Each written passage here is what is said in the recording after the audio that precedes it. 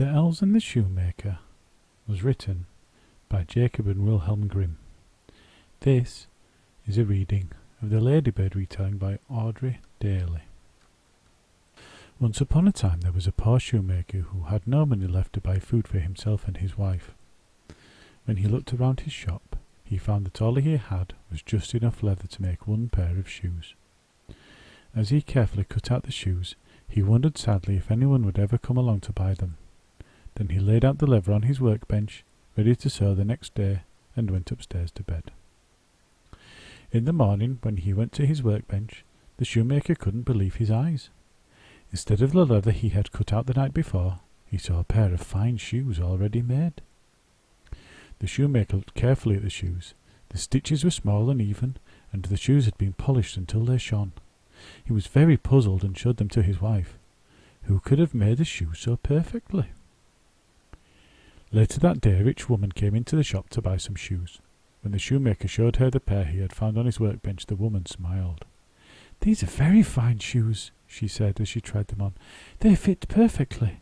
I'll give you 5 pieces of silver for them."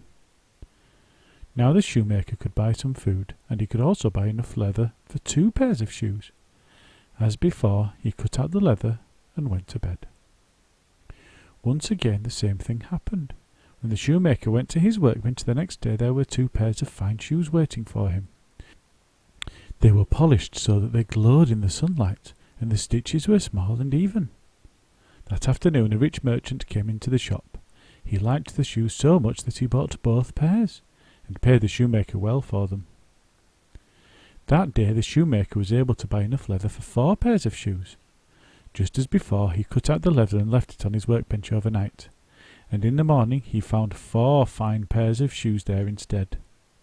The same thing happened night after night, and day after day rich people came to buy the shoes. Soon the shoemaker and his wife were rich too. One evening not long before Christmas, the shoemaker said to his wife, "Someone has been helping us all this time, sewing the shoes so beautifully, and we still don't know who it is. How can we find out?" "Well," said his wife, "why don't we stay up tonight and watch?" So after dinner they lit a candle and went to the shop. They hid behind the counter and waited to see what would happen. At last the door opened, and in ran 2 tiny elves dressed in rags. They went straight to the workbench, picked up the leather lying there, and set to work. They sewed and hammered until all the shoes were finished, and they polished every shoe until it shone in the moonlight. Then they ran quickly away. The next morning the shoemaker said to his wife, "Those elves have been working so hard for us. How can we ever repay them?" "I know," said his wife. "Why don't we make them something warm to wear? Their own clothes were thin and torn, and their little feet were bare. I could start by knitting them little caps, and you could make them some shoes." The shoemaker thought that was a very good idea. That evening he carefully made 2 pairs of tiny shoes, and his wife knitted 2 little caps. Over the next few days the shoemaker helped his wife to make all sorts of clothes for the elves. They made some little shirts, trousers and waistcoats. Finally the shoemaker's wife knitted 2 tiny pairs of socks. By Christmas Eve everything stood ready in a little pile. The shoemaker's wife fetched some pretty paper and ribbons. They wrapped around each present one by one. The shoemaker was so pleased with the little shoes he had made that he saved them till last, and wrapped them up very carefully. Then they put all the presents out on the workbench, and hid behind the counter to wait for the elves.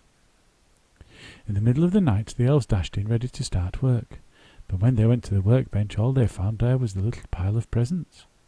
The elves looked at each other in surprise. Then they realized that the presents were for them, and they laughed and began to unwrap the packages. When they saw the clothes they leapt with joy. They took off all their ragged things and put on their brand new outfits. Then the elves skipped merrily out of the door singing, "Oh, what handsome boys we are, we will work on shoes no more."